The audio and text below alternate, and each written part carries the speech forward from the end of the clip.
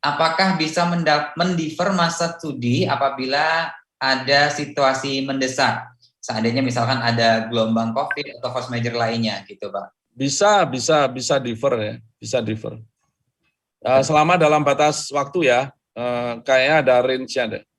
Ada range-nya dan juga mungkin dari kampusnya juga ya Pak ya. Jadi kalau misalkan kampusnya bisa mengizinkan untuk deferral, ada juga kampus yang kadang tidak mengizinkan untuk deferral gitu Pak. Jadi nanti mungkin bisa disampaikan ke LPDP gitu ya Pak ya. Ya, kalau itu wajib dong. Kalau dia defer ya artinya minta izin ke universitasnya dulu ya. Kalau Betul. universitasnya nggak boleh ya Anda nggak akan bisa. Memang ada yang membolehkan, ada yang nggak. Contohnya tahun 2020 ya Mas Ilo ya. Ya. Yang PTUD itu kan ada yang bisa defer ya, mereka bisa terselamatkan ya karena bisa sekolah di 2021 ini. Tapi ada yang nggak bisa di defer ya, mereka akhirnya juga harus bayar sendiri waktu itu. Betul. Betul sekali Pak. Jadi nanti ini mungkin bisa jadi catatan untuk teman-teman yang ingin mendaftarkan dirinya untuk beasiswa LPDP di tahun 2021 gitu. Pak, pertanyaan selanjutnya Pak dari Afan Arif Nur Fahan gitu Pak. Pertanyaannya adalah apa bedanya beasiswa S3 reguler dan dosen serta keunggulannya masing-masing bagi pendaftar. Saya dosen dan sekarang sedang mempertimbangkan jalur masuknya. Kalau dosen ini masuknya mungkin ke pendidik ya Pak ya? Ya sebenarnya kita mengarahkan ke pendidik karena biasanya kalau kita jalur pendidik itu pasti akan diutamakan gitu ya. Anda sebenarnya bisa masuk ke jalur reguler, tapi Anda akan bersaing dengan general public gitu ya, dengan siapa saja begitu. Tapi saya juga tidak bisa bicara Pak lebih sulit yang mana begitu kan, seperti yang saya sampaikan tadi. Kalau misalnya yang daftar reguler sedikit sekali dan kelihatannya kemungkinan kecil ya sedikit ya, pasti akan besar begitu kan. Kalau misalnya sedikit sekali kan Anda akan teruntung di situ. Atau yang daftar dosen nanti banyak sekali tiba-tiba kan kita nggak tahu juga itu ya. Tapi sebagai dosen tentunya Anda akan diutamakan di beasiswa yang terkait dengan pendidik ya. Jadi saya arahkan Anda untuk memakai beasiswa pendidik yang nanti akan di-lead oleh kawan-kawan dari Kemdikbud dan kita akan ikut di dalamnya untuk proses seleksinya. Betul, jadi nanti dalam rangka mungkin integrasi database juga, jadi untuk kandidat yang bersangkutan tadi, untuk mendaftar tidak boleh dua gitu secara paralel ya Pak ya? Iya Mas. Betul, jadi silahkan dipilih kira-kira memantaskan dirinya untuk, mantapkan dirinya untuk daftar di beasiswa pendidik atau nanti untuk beasiswa reguler di LPDP begitu. Dan untuk selanjutnya ini ada pertanyaan, saya sudah mendapatkan LOA untuk studi di Harvard bulan September ini, apakah bisa mendapatkan beasiswa untuk tahun ajaran 2021 atau saya harus defer gitu Pak? Tadi saya sudah jawab, banyak berdoa ya, kita akan berusaha sebaik mungkin untuk itu bisa terjadi. Agustus atau September ya Mas? September Pak ini disampaikannya Pak. Ya insya Allah bisa lah kalau September ya. Dan harapannya anak ini masuk ke PTUD kan? Sepertinya demikian Pak kalau di Harvard ya. Ya semoga ya banyak berdoa sahabatku. Ya. Baik Pak, untuk pertanyaan selanjutnya Pak, saya ingin bertanya mengenai kuota beasiswa untuk afirmasi Pak. Apakah ada kuota per daerah dan bagaimana jika pendaftar belum mendapatkan LOA ya? Tadi mungkin kalau untuk LOA boleh mendaftar ya Pak karena tidak harus mendapatkan LOA, dan untuk kuota per daerah Pak apakah ada Pak? Ini saya terus terang untuk kawan-kawan di daerah afirmasi, saya mendorong sekali untuk mendaftar. Ajak teman-temannya yang memang mau sekolah lagi untuk memajukan daerahnya untuk mendaftar. Karena kami butuh sekali nih, harus ada lonjakan yang cukup besar untuk kawan-kawan di daerah afirmasi ya. Nah kadang-kadang kita sulit mendapatkan calonnya begitu. Jadi kalau pendaftarnya sedikit ya kita mungkin akan memberikannya sedikit. Jadi selama ini jangan takut tentang kuota ya, apalagi untuk daerah afirmasi. Jadi contohnya ini data kita untuk yang afirmasi, untuk yang beasiswa afirmasi itu sekitar 40%-an untuk area itu, dan itu angka yang cukup besar ya. Dan itu tidak terserap lah untuk daerah afirmasi ya, termasuk untuk yang prasejahtera maupun untuk yang difabel. Nah difabel ini juga kita juga harus bisa menyisir, mensosialisasikan ke target-target yang tepat ya. Jangan khawatir tentang kuota ya, selama Anda kompeten, Anda punya semangat maju, saya pikir kita akan hadir untuk membantu Anda, termasuk kalau Anda bahasanya kurang-kurang dikit untuk mendapatkan LOE, nanti kita bantu dengan pengayaan bahasa begitu. Kalau Anda nanti di dalam bertanya-tanya tentang apa universitas mana yang ini kan masih dibolehkan nanti pindah universitas juga ya dari pilihan-pilihan itu kita akan bisa memberikan Anda arahan-arahan yang lebih tepat lah bagaimana setelah dibina di dalam persiapan keberangkatan maupun sebelumnya.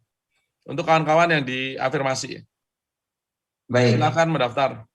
Ya, ini pertanyaan lanjutan Pak, tapi ini dari saya pribadi Pak, mungkin bisa dijelaskan juga, selama ini apa sih Pak sebenarnya kendalanya kalau misalkan tadi Pak Dwi Larsa bilang harusnya ada lonjakan gitu ya. Kalau menurut Pak Dwi berarti mungkin sekarang ini masih banyak yang belum terserap gitu dari kandidat-kandidat terbaik dari daerah-daerah yang afirmasi gitu Pak. Saya yang pertama tentunya karena memang jumlah penduduknya kan tidak besar ya.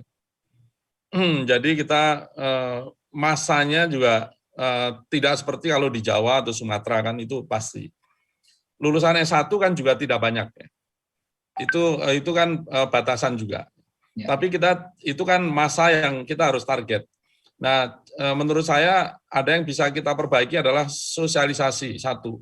Baik. Jadi saya udah berkenan nanti insya Allah tanggal 15 begitu kita akan buka khusus untuk yang Indonesia bagian timur 5 provinsi, termasuk kalau daerah yang tertinggal kita akan jangkau juga.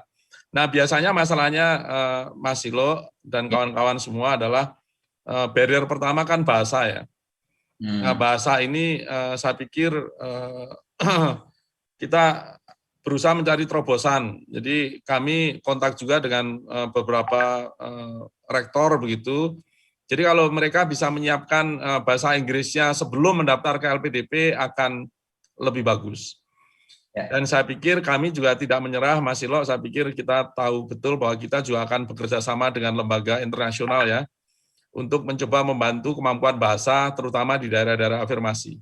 Sehingga mereka lebih siap waktu mendaftar dan kemudian masuk di kita dan kemudian punya kemampuan juga untuk mendapatkan LOE dari universitas yang dituju. Dan saya pikir sekarang universitasnya sudah cukup luas, cukup banyak begitu ya. Saya pikir banyak pilihan di mana Anda bisa diterima minimal di salah satu dari sekian ratus universitas tersebut. Itu kira-kira bahasa dan sosialisasi yang saya pikirkan Mas Silo, dan kita akan lakukan itu dengan sebaik-baiknya untuk sosialisasi maupun penguatan bahasa dari kawan-kawan dari daerah afirmasi maupun beasiswa afirmasi lainnya. Makasih Mas. Baik, terima kasih Pak Dwi Larsa. Jadi jangan ragu ya untuk teman-teman yang ingin mendaftarkan dirinya di jalur afirmasi untuk dapat bersiap juga, karena nanti kalau misalkan sudah lulus kita juga mencoba untuk fasilitasi pengayaan bahasanya gitu ya Pak ya. Dan ini Pak Dwi ada pertanyaan selanjutnya dari Agatha, katadata.co.id. Apa ada perubahan kebijakan beasiswa LPDP ke luar negeri dengan adanya pandemi? Apa tidak sebaiknya difokuskan ke dalam negeri saja dan mungkin apa alasannya? Begitu Pak. Ya kita tetap tidak boleh menutup luar negeri maupun dalam negeri. Dalam negeri banyak universitas bagus, tapi kita juga perlu melihat dunia global. Jadi saya dengar cerita Ibu Menteri ya, Bu Sri Mulyani suatu saat bertemu dengan Menteri Keuangan negara-negara maju di dunia, begitu mereka semua pamer bahwa banyak warga negaranya sekolah di universitas terbaik di dunia, sementara waktu itu masih terbatas ya orang Indonesia. Maka itulah digencarkan LPDP ini untuk membantu agar kita bisa bersaing dengan mereka.